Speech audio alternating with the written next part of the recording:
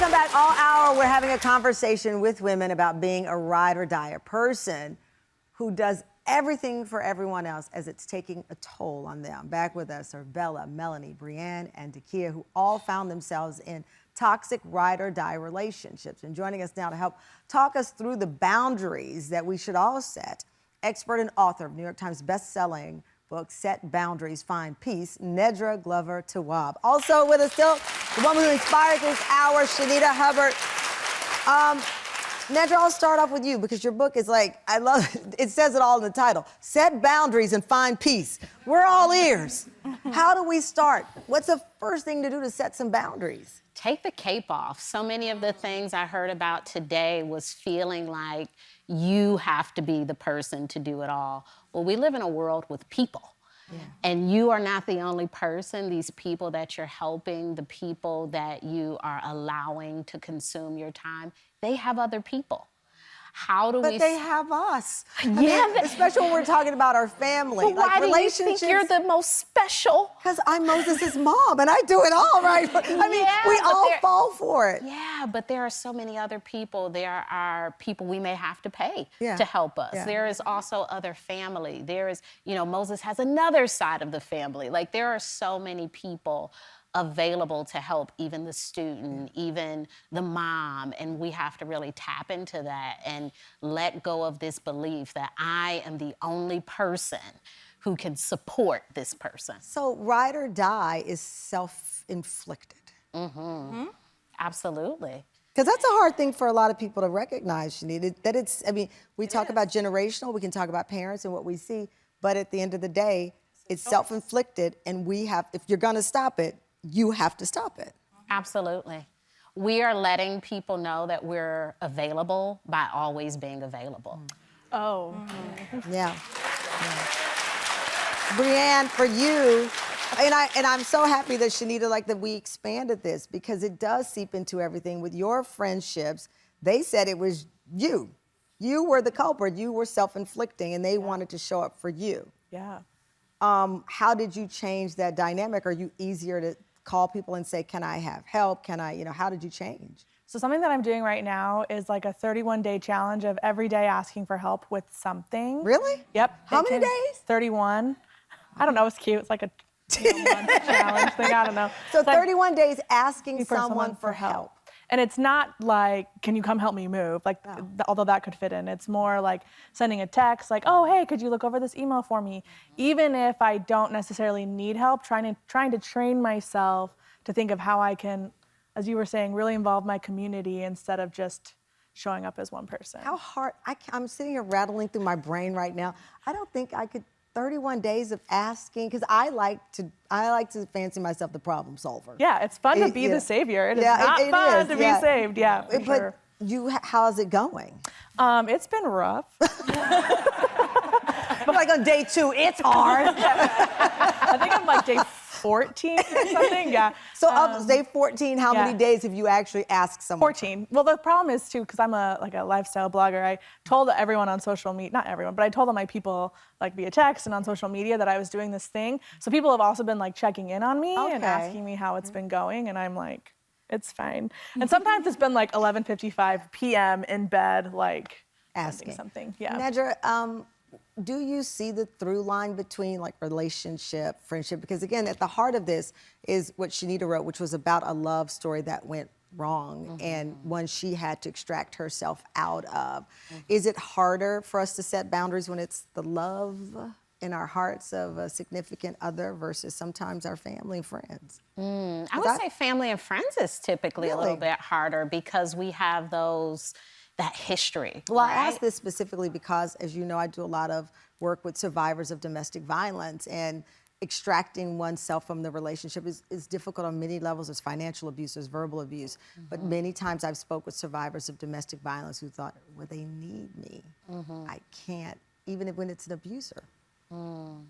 That is a story that has been told to us from this person, more than I need you. You are my only person. And so we start to be convinced that that is the truth. And really we have to think about, is it possible that they had other people and maybe they've isolated these people or they've damaged those relationships. Wow. Because in life, we're constantly meeting new people. I'm meeting new people today. Yeah. And we can acquire new relationships if we show up in a healthy way. I think that's a great point when someone makes you feel like you're the only person they can count on. Asking yourself, you didn't know anybody else before me?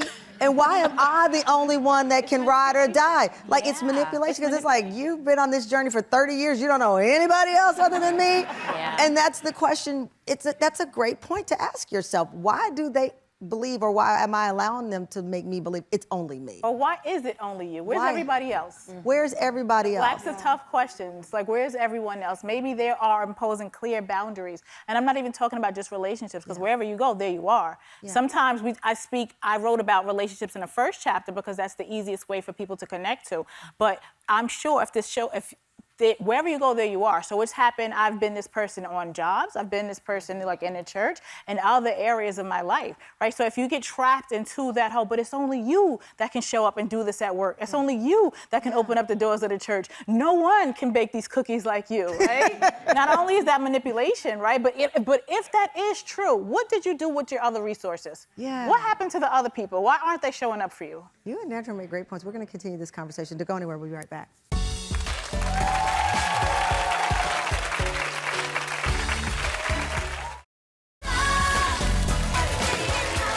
Wow, we have spent the hour with women who say they found themselves in ride or die relationships, going above and beyond for others, no matter what the consequences might be for themselves, whether it's romantic relationships or with family or friends, or even at work. And back with us, Bella, Melanie, Brianne, and Dekia, who have each been sharing details of their ride or die relationships in their lives. Also with us, Shanita Hubbard, of course, author of the new book, Ride or Die, and Nedra Glover Tawwab, licensed therapist and author of the New York Times best-selling book, Set Boundaries, Find Peace. Nedra, you said this comes with guilt too, right? You mentioned it earlier. We feel really bad about advocating for ourselves, taking that time, saying no, and we have to understand that guilt is a part of the process. It's not a bad thing. It's a feeling just like happiness, sadness, frustration. We will feel it, and it doesn't need to be a stopping point. It just means that you care. So we leave the guilt to the side, and one of the things that I've tried to do more often than not is when I say no, don't explain my no, right? Because I found that my no was me like feeling guilty. Rather than saying, no, I can't make it, I'm like, no, I can't make it because, and I could just never simply say no, because I thought no is mean, but no is not. And when you're not confident about setting boundaries, when you explain it, you can easily be talked out of the boundary because the other person will have an excellent point. But you can do this, and you're like, I That's can't. exactly right. Because that's what happens. You're setting the boundaries, but then you're allowing people to move the boundaries, and then suddenly you found yourself doing exactly what you didn't want to do. Yeah, so don't explain yourself if you don't feel comfortable with that boundary yet. Wow. So, Shanita, I'm sure there have been some people, and I said this is going to set off some conversations, who say, okay, here Shanita is again. We're telling us don't date a guy without therapy, and now ride or die is a bad thing. But you're very unapologetic, and you're steadfast because you believe, as our friend Gabrielle Union said at the front of this book, she said, this is a backdrop to honor our strength and healing. So this is not about complaining. This is not about saying men are bad and da-da-da-da. This is about celebrating strength and healing for you. You can't, first of all, I want to say, earlier in the show, I can't remember which guest said it, but she said, I'm selfish in the best way. We have to reframe that narrative, right? We're self-nurturing, you're self-caring and taking care of yourself. There's nothing negative about that. And you deserve that, right? So in the scope of whether it's a romantic partnership, whether it's at your job, anybody that values you wants you to pour into you. Anybody that respects you doesn't want you to be in a lopsided dynamic with them, right? So